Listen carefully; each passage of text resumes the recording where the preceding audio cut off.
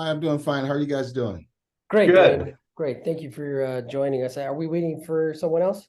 Well, Caroline's supposed to be logging in, but why don't we start talking about the web? So we're going to go through showing you some of the latest developments on the website. We'll try and do that pretty quickly in a few minutes. The whole session is only a half an hour. And that, Dwayne, was more out of consideration for you. We didn't want to take up too much of your time. We've got a few things to show you, and we're revealing here. We're trying to get you excited about what we're doing, so you'll want to be a part of it. And after Ed goes through a little bit of a demo, we want to talk about what sorts of materials you have. And if you think bringing your materials into this kind of format is something that would be a positive thing for you, and we're looking to do that with lots of other people. So you would be our first test person of bringing in somebody from the outside, and eventually over time the idea is that we have folks from all over the country participating in this platform, so that there'll be content from lots of different folks, and students can we can look and see what which are the things that people are most interested in, and really make strategy decisions about how we're moving along. So Ed, why don't you go ahead with the demo now? Will do. And just so you know, Dwayne, this would put us ahead of the curve. I've actually seen nationally where everyone is at. So this is something that is not being utilized at all. In fact, there's a lot of ambiguity inside of the space of broadband infrastructure, digital equity, digital dignity, name it what you want, but there's a lot of, let's say, confusion. Now you can curate and customize your own courses and content. And I'm going to give you a quick demonstration of what that would look like. So we would start off, for example, you have your profile, whatnot. You sign in, obviously, but you would sign in through this institute. And then after you create your profile, whatnot, you'd have access and availability depending on who you were. And we'll get into that now. We'll go into groups. And as you can see, it's fairly simple, fairly clean. There's not too much information. Pretty easy to navigate and glide through. So I'll give you just an example of what I mean by working groups and who you would assign and how you would place that in there. And you yourself being a founder, like Dr. Suarez, like Caroline, would go and have and receive private information here from other founders. You'd have and the sentence at the top of the page. Yes. A group.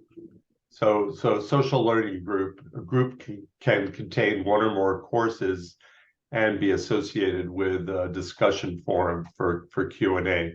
So think of like a bunch of psychology majors, and there's different kinds of psychology courses, and people might go into the discussion forum and say, oh, I'm going to take this course, but should I take something else first?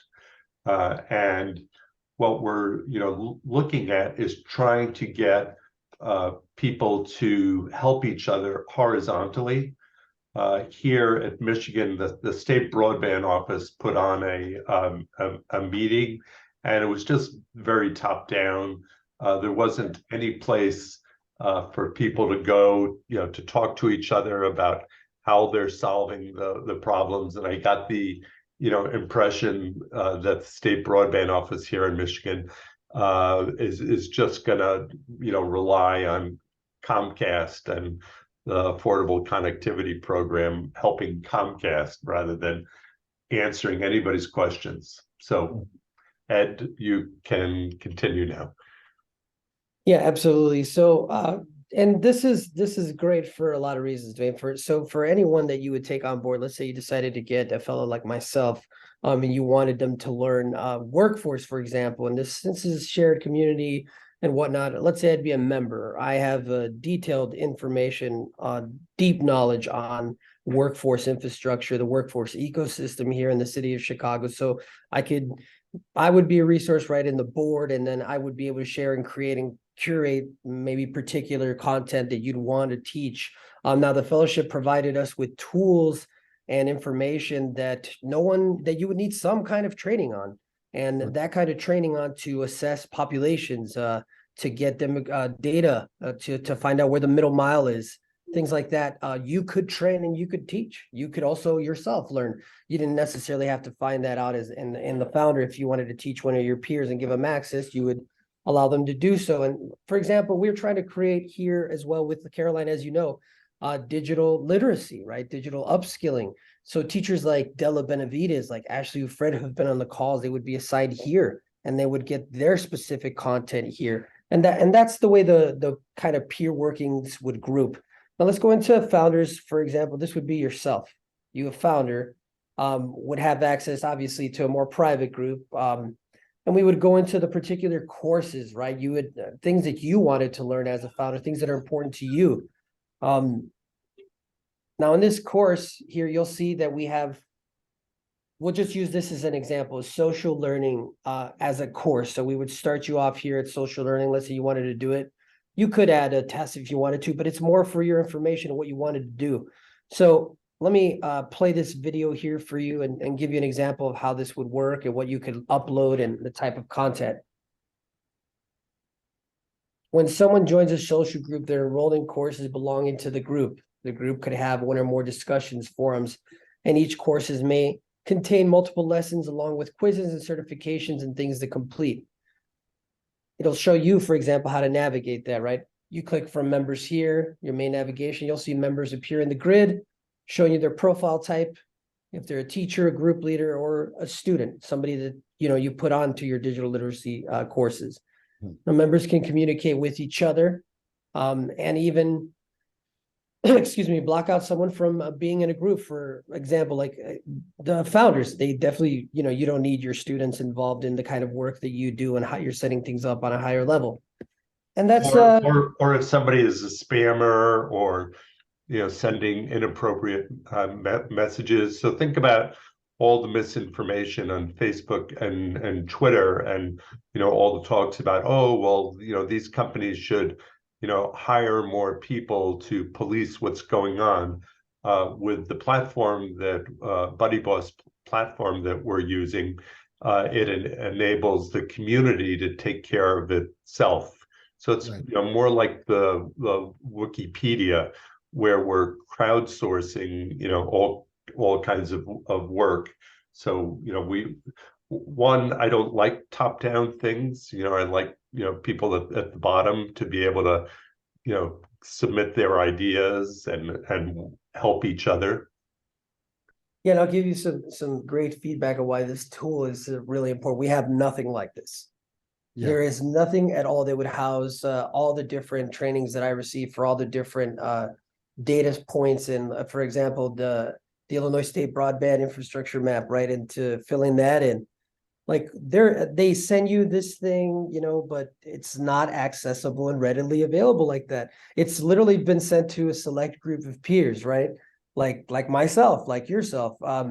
So what you could do when you're creating this is for the future persons that are going to be in your organization, that are going to be a part of whatever you're launching it, you can show them, hi, I need you to do this work. I want to assign you mapping. I'd like you to map this particular region. You're going to learn through this course here. You're going to see that they found out how. And then if they have questions, they can ask those questions with other peers that are similar. So this is a great tool. I think that this would, going forward, would just put a lot of organizations ahead of, they know what they're doing. They have a clear grasp, a clear method, and a coherent way to teach, to upskill, to learn themselves, and to teach others broadband and digital infrastructure and digital literacy. Yeah, I like that. Go ahead, Dwayne. Yeah, I was going to say I like it. I have a couple of things here because I know, like I was a couple of meetings this week, so I was in 3 different meetings when individuals were talking about digital literacy courses and how they're taking them and who's doing what. what those look like, what should they be doing. Someone's trying to build their own. And I asked, I said, so what are you using? I said, well, we have North Star, but we use it for assessments. And then some other people said, well, we use it for some of the tests they have out there, and walk them through those things. And then I asked, are they efficient? Are you seeing results from North Star, with the community? And if so, then what happens? So if you get them, do they get a certificate? Do they get these things here? Do they lead to any type of a pathway to any type of employment or anything else? Or are you just training individuals on digital literacy skills, digital skilling? Where's it taking them to? So those type of things, and none of them could say this as well. We go back and we just do a test at the end to see how they're doing, but there's really no one. They aren't closing the loop. But also, what doesn't happen is that, which I've seen here, there's that communication tool, that feedback tool, like you say, from bottom up, from the sideways, wherever it may be. So if I am taking a digital literacy course and I'm at home doing it, I have a group I can reach out to ask questions to lean on, to see how people are handling certain things, or digital skilling, or whatever else it may be, right? And so this allows the activities for that. Even the test taking portion, I'll tell you, if you wanted to literally be to see clear results and actually take that on in real time, the same way we're navigating the conversation and call and the system now. So something I took, and this was a way when you take state exams for let's say policing. Actually, at one point in my career, wanted to be a police officer, so I took one of these state exams this way. I actually took it live on the call, this same way. So you would be able to get those real-time results just the same and certain way. And Right. I think that would give you, hey, this individual did follow up with their course, and you see their progression, right? You Right. would see their progression based on the information and what you have them doing. You could create a course plan and all that. We could content curate that. And that's the best part too. I think you have an exact grasp of how it would be used. And this could go, we could launch it nationwide. Everybody's Navistarring and they're saying that, but you're absolutely right. We can go far with this. Yeah, I had another application for it as well. And the conversation I was having was, I was talking to like the Northwest Center up in Belmont Cragen, and talking to them about the progress they're making. They said, well, we'd like to go to other communities, but we don't even know who to talk to. So there's nothing to help communities engage with communities and understand who to talk to, who's doing what in those communities as such, and have that forum where anyone can talk about, hey, you know what, here's how, for example, here's how we're handling digital equity over here. Here's how we're handling, here's what our block clubs are doing within our community and how we communicate with them. Here's how we get, responses to infrastructure, who's connected, who isn't connected, those type of things. Because some communities are doing it, other ones aren't. Those who want to learn more, there's no place to learn it. So and so they're scrambling about, right? Everyone's recreating the wheel is really what's happening, right? Starting over from scratch and starting over again. And something like this here, we can point them to it, and they can start to, like you said, curate their own, but also learn from individuals who's already been doing these things ahead of the way, and maybe even helping to inform those individuals to improve the services that they have based on what they've done. Absolutely. 100% in agreement with that, Dwayne. Doc, what do you think? So I wanted to highlight the fact that currently we have three different. It's a membership platform, Buddy Boss, which integrates with LearnDash, the learning management system. So people will use this membership platform for things that might be similar to Instagram, where people are talking about beauty or any kind of membership group. So you have different types of groups within that, and then the members are different types. We've established a couple of different types of groups that you saw. The profile types for the individuals are students, teachers, and group leaders. Group leaders are like teaching assistants, and it integrates with Zoom.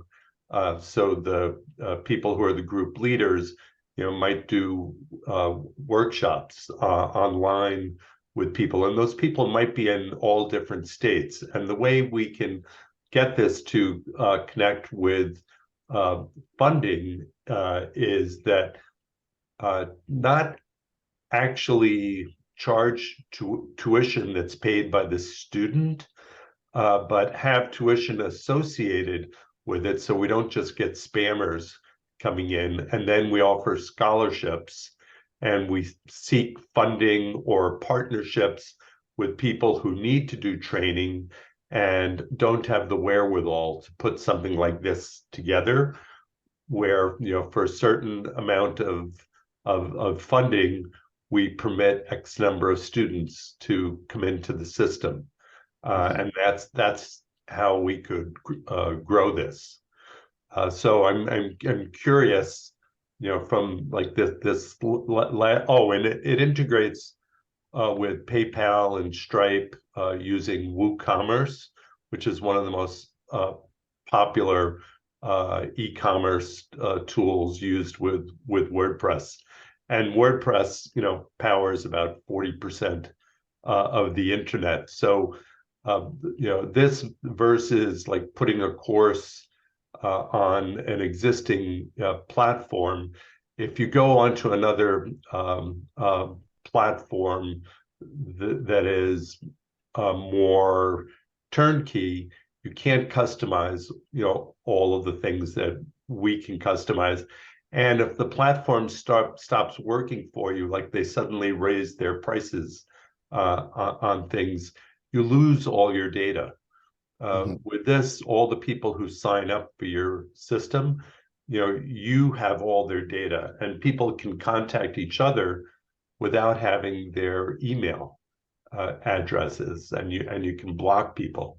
So, we think there's a huge opportunity for this. And then when applying for particular funding, this demonstration and the ability to kind of really show the detailed level of the courses, the structure and a plan, that's going to get us far. That is absolutely going to be cutting edge. Oh, why don't you show the course that has the Creative Commons material? Sure. So there were these materials licensed as Creative Commons that were done by New America Open Technology Institute. And that's what Alan Davidson, who's at the top of the NTIA, he's the top guy for this $62.5 billion coming. So this community technology field guide, that's something that they have the text of all of their courses. So this was simply a copy and paste of what they had. So they've got a lot of courses that are for fixed point wireless and things that require buying equipment. So we started with the courses that don't require you to buy anything. It's like, what do you need to do at the beginning when you're trying to organize your community? So these are all the materials, and since it's licensed as Creative Commons, we're able to use all of their materials without, as long as we attribute where the materials come from. And I think we can, rather than trying to sell materials, which you can't do, can't sell materials that are licensed as Creative Commons. What we would be selling is offering the platform that allows the social learning, that component. And on our website, we can say, if you don't have the wherewithal to participate in this social platform, here's the link to the source of the Creative Commons materials. And with that, we have satisfied the requirements for reusing their materials, and they got used very successfully in Detroit. I knew when I was in New York City, I knew people who had traveled to Detroit like 5-7 years ago, and that digital stewards program that was very analogous to NYC Mesh that I was a part of. And so, we're looking, first, there's a tremendous amount of material existing in these courses that, the average community trying to get started, there wouldn't be simple, for them to just go at this, because there's no kind of interaction between the people participating. They tell you what to do. They tell you, like, if you need Post-its. Oh, Caroline is calling. Yeah. Caroline, So- we're in the Zoom call with Dwayne and. Oh, I'm looking at the invitation and I don't see a link. So there's the 10:15 one. So 11. Ed, can you send the link to Caroline? Yeah, let me try to send Ed, it. yeah, Ed is going to email it to you. Ed is going to Stop email it to you. Stay on the phone, but well, we're talking. Stay on the phone and tell me when you've got the link or don't have it. Okay. So Dwayne, let's see. Well, I was talking about the digital stewards. Yeah. In Detroit. So this was, before, well, Open Technology Institute, did fund that. So it was before there was, and they get a lot of government funding, and they did. I first heard about them back around 2010 or 2011 when I was involved with Occupy Wall Street. And Caroline's come in.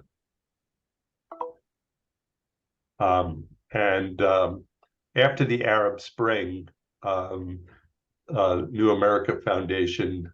Hi, Caroline. Hi.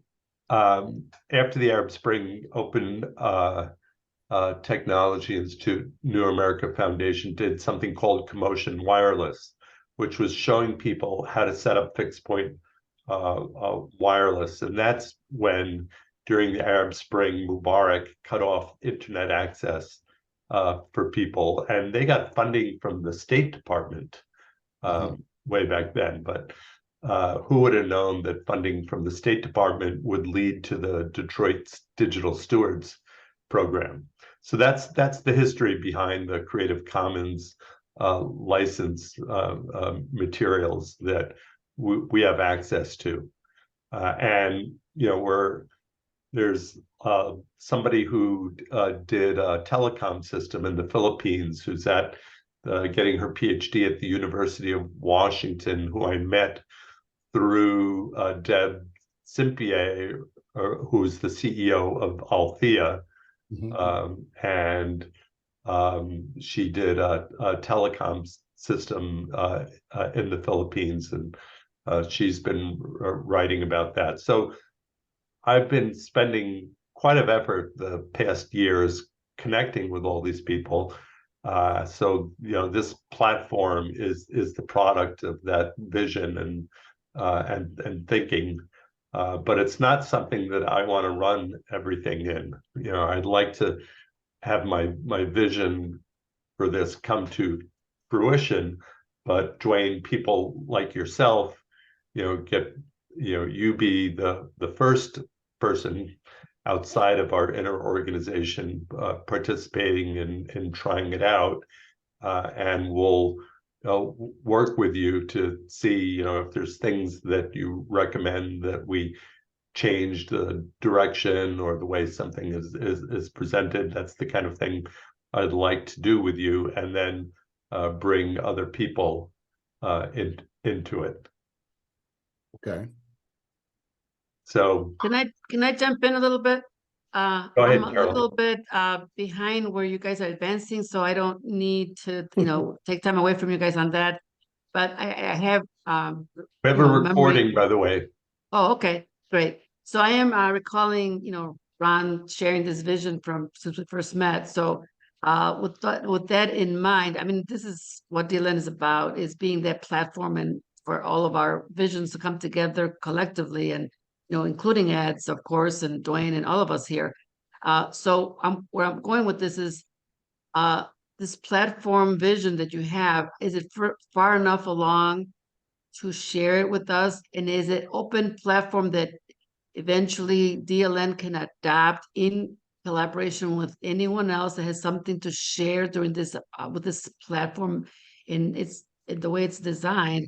And I'm going with this is because I have other advisors that have not been part of this and won't be until we're ready.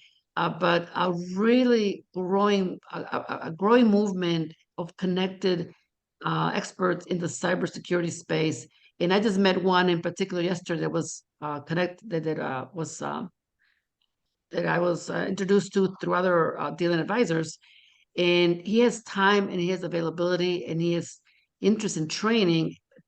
He has many technology skill sets, but cybersecurity is his passion, and we have a growing number in cybersecurity. So my question, very direct question, is: can this platform be used by someone who brings that curriculum and that a knowledge of cybersecurity and do it through this platform? Yeah. So the first experiment in making my vision something that somebody else could use was me showing Ed how to do things, and now we're at the second step, showing Dwayne. So Dwayne, why don't you answer how interested are you in spending a little time to try this out and get some subset of your materials into here? I'm very interested. It would greatly help delivering some of these courses, especially, and also some of the knowledge base that we have, and working with these various communities and organizations, but therein to getting things done. So I'm very interested, and I have quite a few things I think we could actually put into it to start looking at what those things look like and what they can actually formulate into. Wonderful. Well, I'm glad to hear that, Dwayne, and I'd like to hear from Ed, because Ed's role with DLN, and we had a nice conversation earlier this week about his role as AmeriCorps and Lead for America Fellow, and he's getting a lot of traction and social capital for him in his career, as well as that brings to DLN. But like any other program, it will end for us to use in July, and I invited him to stay on as an advisor in another capacity in his next journey and wherever he's at. So I'm bringing this up because we could build it into an asset, and that's what DLN needs to build, those assets in collaboration with Quilt and Broadband Institute. I think that's what's missing. And Dwayne, you had agreed to look at a graphic, because we've got to convey it in a graphic, because we can talk about it, but people won't really understand it. I didn't understand, Dwayne, all your connections with all your other contacts until you showed that visual at one time. So we do need to build this graphic of interconnectedness with our individual vision, but also the vision of our organizations collectively as a coalition, because I think that's the asset that corporate, that other government sectors, that others would. And I'm on like 5 different coalitions, by the way. I'm on 5 coalitions. It's driving me crazy. But this coalition that we're talking about, that we're looking to build, is unique among all of the other ones. We're of color, we're technology, we bring a history of entrepreneurship. There's no other coalition that I've been a part of but the one we're building right now. So, and then we've got 2 other nonprofits, Raíces Cyber and Somos Tech. They're coalition builders. They joined DLN and they're bringing their nonprofits to DLN. So we are saying 3, but right now we may have like 5 like this. So I think we have something really strong that will rock, and corporate will fund and public sector will fund, because collectively it's so much more powerful. So Dwayne, if you can still work on towards that goal, is Quilt, founder and is DLN board member, because we're ready to go to prime time with corporate funding. And I think this coalition is one aspect.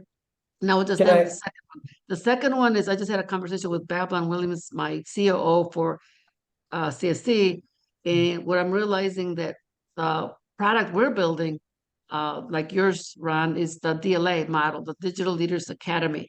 It was just a vision, it was just an idea, and thanks to $850,000 from ISB, we have Ridgewood and Argo being built around this DLA model. And what I'm realizing, I'm putting in people like from CSC volunteers and myself, putting together a methodology of implementation that Adam from corporate said, Caroline, that's what corporate funders need to see, that you have a model that has a methodology that is research-based, that it can be replicated and scaled. And that's what we have with DLA. You do an assessment of the community, whether it's workforce, whether it's cybersecurity, whether it's broadband.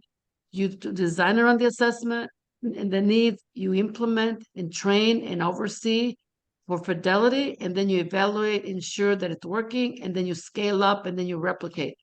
That's what, it's not written anywhere. And I asked Babylon, we've been doing this for 35 years at CSC, and that's what our strength is in everything we do at CSC. And that's what we're bringing to DLN, is that 35 years of methodology, investigative research-based implementation that DLN is bringing through DLA.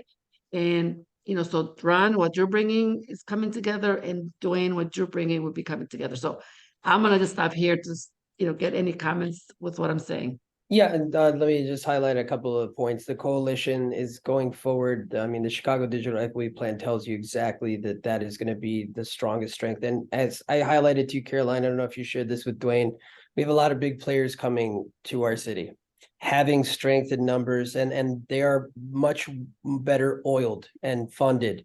And if we don't have a strong coalition here in the city where we say, hey, we're the strength here, we're who you need to come to, we're the digital authority here, it's a weaker position. But with this particular training module, we are stepping up and we are reflecting, and we could demonstrate clearly that we are ahead of the curve and that we are the foremost experts in this space.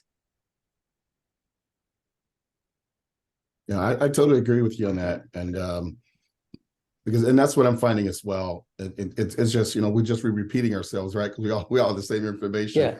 That there's no one doing what we're doing.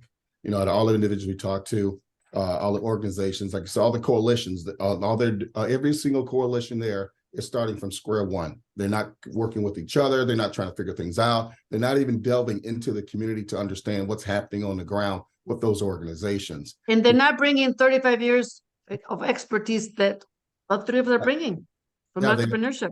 They don't have that expertise. It's more, like I said, it's more the top-down approach, and with the assumption that individuals in the communities are going to listen and understand and abide by what they're doing. And it's just not how we work. There are a lot of entrepreneurs within our communities, and everyone needs to have a say in what's going to be happening and be a part of the solution versus just being a product of it. So I'm on board. And yeah, Caroline, I have been thinking about what that looks like. Is that graphic, and along with everything else in my mind. But I'll try to get something out that we can talk about and look at how we pull those things together. And I'll start with with 3 organizations, and then and hopefully be able to build it up so that when other organizations come in, we can bring them on board. Well,